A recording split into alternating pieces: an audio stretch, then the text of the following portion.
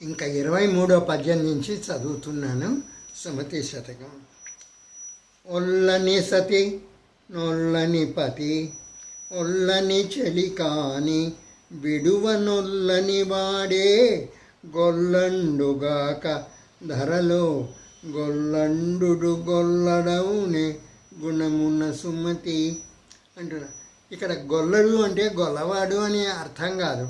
గొల్లడు అంటే illiterate fellow అని అర్థం. ఆ అర్థంలోనే ఆయన వాడాడు. తెలిసిందా? అందుకని అంటున్నాడు.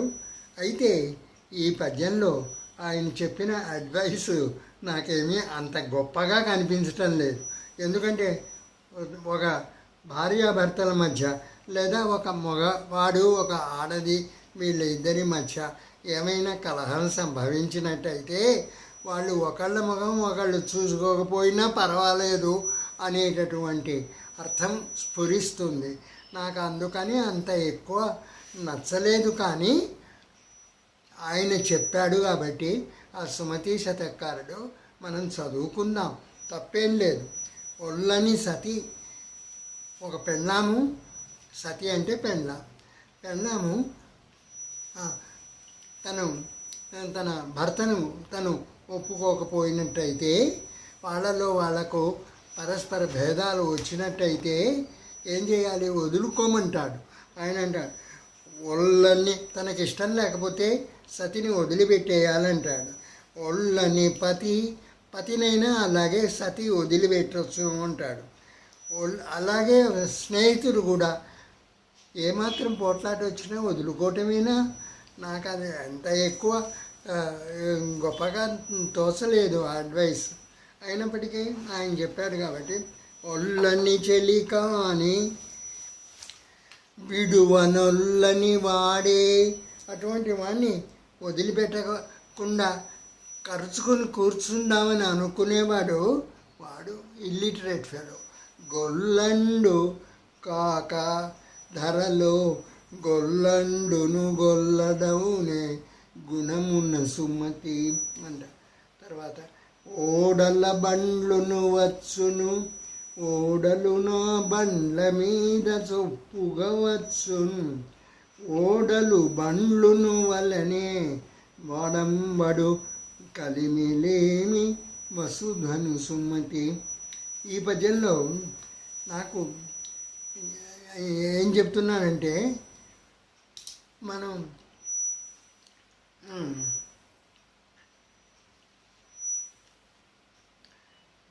ఈ లైఫ్లో ఎక్స్పీరియన్స్ మారిపోతూ ఉంటుంది. ఒక మాట వచ్చిన ఎక్స్పీరియన్సే మళ్ళీ రాదు. ఒక దారిలో ఓడ వెళుతుంది, అదే దారిలో నీటి దారిలో ఓడ పోతుంది. అదే మామూలు దారిలో అయితే బండి పోతుంది. ఓడలు పోతూ ఉంటాయి, బండ్లు పోతూ ఉంటాయి, దారులు ఉంటూ ఉంటాయి. అయితే ఓడలు బండ్లను వల్లనే ఈ ప్రపంచంలో జీవితం కూడా అలాగే సాగుతూ ఉంటుంది. పలు విధాలు అని చెప్తున్నాడు దీంట్లో.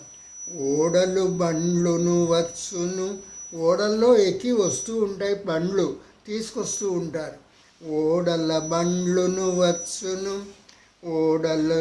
ఓడలు నా బండ్ల మీద ఒప్పుగా వచ్చు ఓడలు బండ్లును వలనే వాడంబడు గలిమిలేమి వసుధను సుమ. ఈ వాడంబడు అనే మాట నాకు సరైన బాడుకగా తోచలేదు, అయినా పర్వాలేదు. వాడంబడు కలిమిలేమి వసుధను సుమతి. కలిమిలేమి అనేది అలా సింగులర్లో పెట్టకూడదు, కలిమిలేములు అని ఉండాలి. అయితే ఆయన పెట్టాడు కాబట్టి పర్వాలేదు. వాడంబడు కలిమిలేమి వసుధను సుమతి. కడు బలవంతుడైనను పుడమిని ప్రాయం పుటాలి పుట్టిన ఇంటన్ తడవుండనిచ్చెనేనియు పడుగుగా అంగడికి తానే వంపుట సుమతి అంటున్నా. అందుకని ఈ పెళ్ళాన్నైనా కూడాను పుట్టింటికి పంపితే అక్కడ ఎక్కువ రోజులు ఉంచేటట్టు చేయకు. తొందరగానే మళ్ళీ తెచ్చుకోవాలి. పెళ్ళాన్ని పుట్టింటికి పంపించి కూర్చోకూడదు. అలా పంపించి కూర్చున్నటువంటి వాడు భ్రష్టుడు, వాడు ఇల్లిటరేట్ ఫెలోతో సమానం అంటున్నాడు. ఇది ఆయన యొక్క అనుభవం కొద్దీ చెప్పిన మాట లాగు తోస్తూ ఉంది. ఎంత బలవంతుడైనా కూడాను ఆ విధంగా ఉండకూడదు అన్నాడు. తర్వాత 26వ పద్యానికి వెళ్తున్నాం. కనకపు ఇదొక చాలా ఫేమస్ పద్యం. కనకపు సింహాసనమున శునకము గోర్చుండబెట్టి శుభలగ్నమునందు ఒనరగ బట్టము గట్టిన వెనుకటి గుణమేలమాను వినురాసుమతి అంటున్నాడు. అర్థమైంది కదా? ఇది సులభంగానే ఉంది అర్థం. దీని గురించి ఎక్కువ చెప్పాల్సిన పని లేదు. ఒక్కొక్కరిని తీసుకొచ్చి సింహాసనంలో కూర్చోబెడితే అది రాజులాగా బిహేవ్ చేయగలుగుతుందా? కుక్కగానే ఉంటుంది. సింహాసనంలో కూర్చోబెట్టు, మామూలు కుర్చీలో కూర్చోబెట్టు, నేల మీద కూర్చోబెట్టు, దానికి చేత అయింది ఒకటే. అది మొరుగుతుంది కాసేపు, లేకపోతే ఏమీ లేదు. కనకపు సింహాసనమున శునకము గూర్చుండబెట్టి శుభలగ్నమునందొనరగా పట్టము గట్టిన వెనుకటి గుణమేలమాను వినురాసుమతి. వెనుకటి అంటే పాస్ట్ లైఫ్లో ఉన్నటువంటి గుణం. కప్పకు ఒరగాలైనను సపమునకు రోగమైన పతితులువైనన్ ముపున దరిద్రుడైనను తప్పదు మరి దుఃఖమగుట తథ్యము సుమతి. ఇవి దుఃఖానికి కారణములు అంటున్నాడు.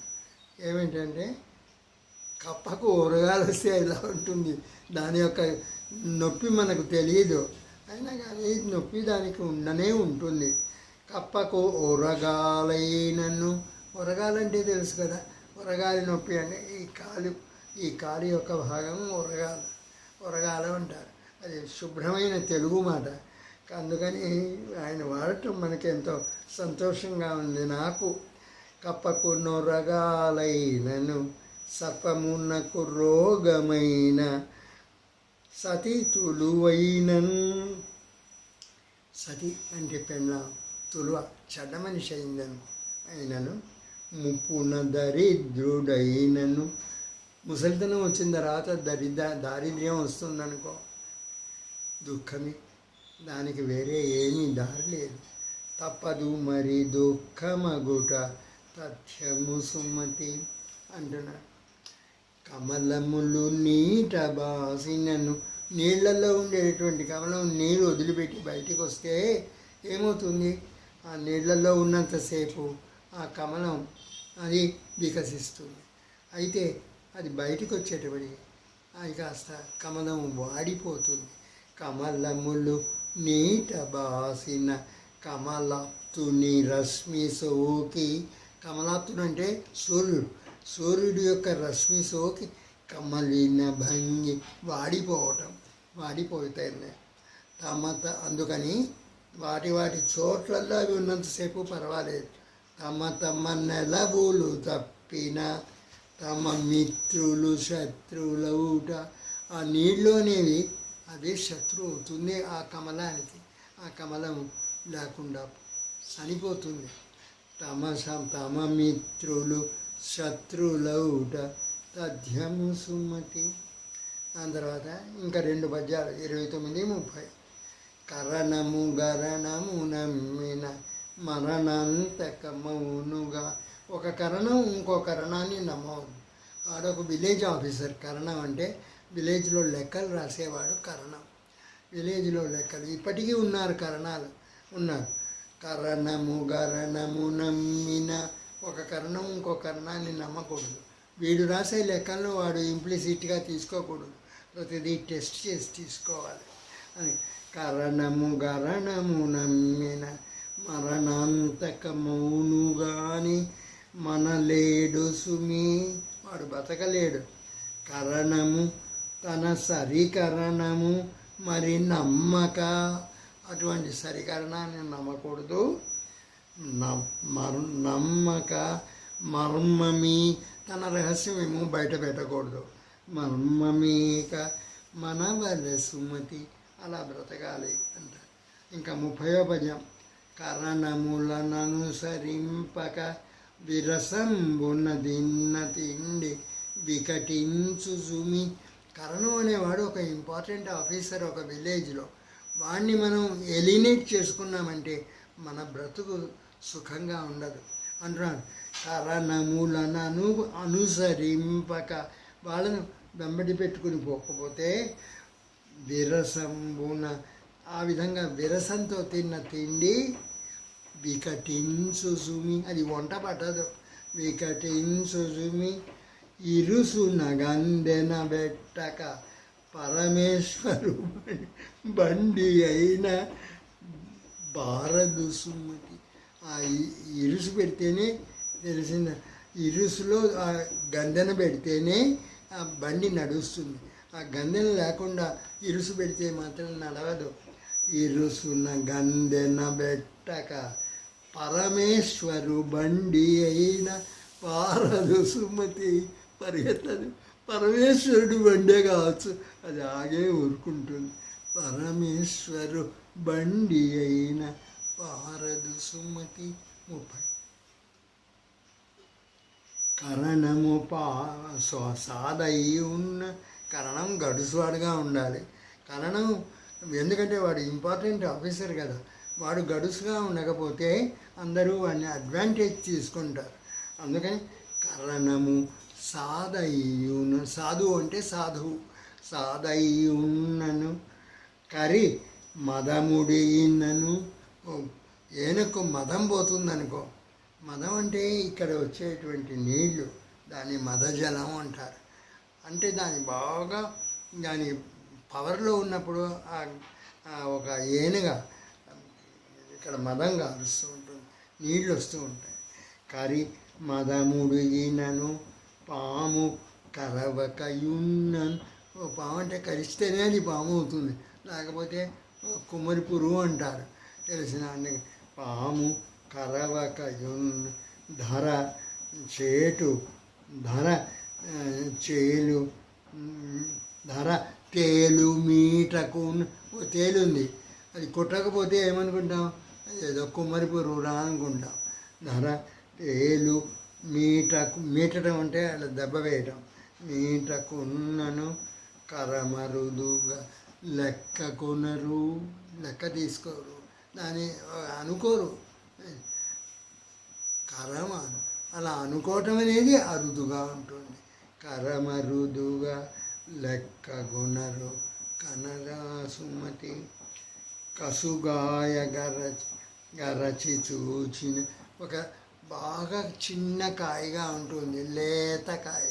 దాన్ని నోట్లో పెట్టుకొని కరిచి చూచిన మసలక తగు ఒగరుగాక. మనకు ఏమొస్తుంది దానివల్ల? ఏమి రసం, వగరు వస్తుంది.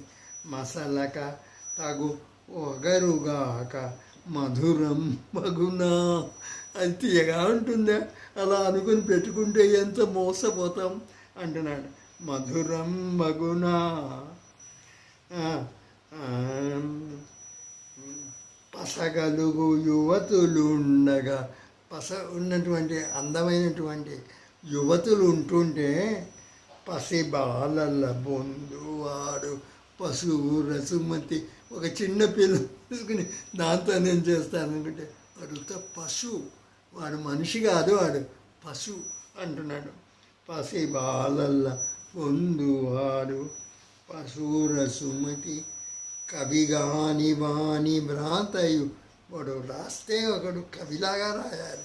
కవిలాగా రాస్తే రాసేవాళ్ళు, చదివేవాళ్ళు చదువుకొని ఆనందిస్తారు. కవి కాని వాడు రాస్తే ఆ కవిత్వం కవిత్వంగా ఉండదు అంటున్నాడు. కవిగాని వాణి భ్రాతయు నవరస భావములు లేని నాతుల వలపు. ఆడవాళ్ళకు ప్రేమ చూపాలనుకున్నా చేసినా వాళ్ళకు భావాలు, నవరస భావాలు వాళ్ళల్లో ఉండాలి. ఉంటేనే, ఆ ఆడవాళ్ళల్లో ఉంటేనే వాళ్ళు అట్రాక్టివ్గా ఉంటారు. తబిలి తబిలి చని పందివే పందినేయని వివిధాయుధ కౌశలంబు వృధరాసుమ. ఒకడున్నాడు మంచి ఆర్చర్, వాడు వేయగలడు, బాణం వేయగలడు. కానీ వాడు వేయకపోతే ఏమనుకుంటారు? వాడు పనికిరాని వాడు అనుకుంటారు. తబిలి చని పందిని ఏయని అంటే వేటు వేయనటువంటి వాడు వాడి యొక్క వివిధ ఆయుధ కౌశలము వృధరా సుమతి. దాని తర్వాత 34వ పద్యం, దీంతో ఆఖరు 34. కాదు సుమీ దుస్సంగతి, చెడ్డవాళ్ళతో స్నేహం చేయొద్దు, అది మంచిది కాదు. కాదు సుమీ దుస్సంగతి, అది నీకు ఉండాలి ఆ బుద్ధి, ఎవడు మంచి ఎవడు చెడ్డ అనే బుద్ధి. నువ్వు మంచి వాళ్ళతో స్నేహం చేసుకోవాలి. కాదు సుమీ దుస్సంగతి, అది మంచిది కాదు. కాదు అంటే మంచిది కాదు అని మనం కలుపుకోవాలి. కాదు సుమి దుస్సంగతి పోదు సుమి కీర్తి కాంత పొందిన పిదప. నీకు ఒక కీర్తి వస్తుందనుకో, అది అంత తొందరగా పోదు, అది బాగానే నిలిచే ఉంటుంది. నువ్వు ఒక గొప్ప లాయరు అని నీకు పేరు వస్తే నువ్వు గొప్ప లాయరుగానే త్రూఅవుట్ ఉంటావు, దాని గురించి ఏమీ సందేహం అక్కర్లేదు. పోదు కాదు. అలాగే పోదు సుమి కీర్తి కాంత పొందిన పిదపన్ వాదు సుమి అప్పిచ్చుట. అప్పు అంటే తప్పు, అప్పు ఇవ్వద్దు, అప్పు పుచ్చుకోవద్దు. ఎందుకంటే అది వాదు, పోట్లాటలకు దింపుతుంది. అది ఊరికే ఉండదు, పోట్లాటలకు దింపుతుంది. వాదు సుమి ముప్పిచ్చుట లేదు సుమి సతుల బలపు లేశము సుమతి. ఇక్కడ ఈ సతులు ఆడవాళ్ళు అంటుంటే ఆయన భోగం వాళ్ళని గురించి ఆయన మనస్సులో పెట్టుకుని చెప్తున్నాడు రాసిన ఆయన. అంతేగాని మామూలు ఆడవాళ్ళని గురించి కాదు ఆయన మాట. లేమా అని చెప్పిన ఆడవాళ్ళు అని జనరలైజ్ చేసిన అది వాళ్ళకే చెల్లుతుంది. ఎందుకంటే కాంటెక్స్ట్ని బట్టి ఆ విధంగానే మనం అర్థం చేసుకోవలసి వస్తుంది. లేదు సుమి సతుల బలపు లేశము సుమతి, కొంచెం కూడా లేదు, నమ్మకొనే కూడదు అంటున్నాడు ఎవరు? మన సుమతి శతకర్త.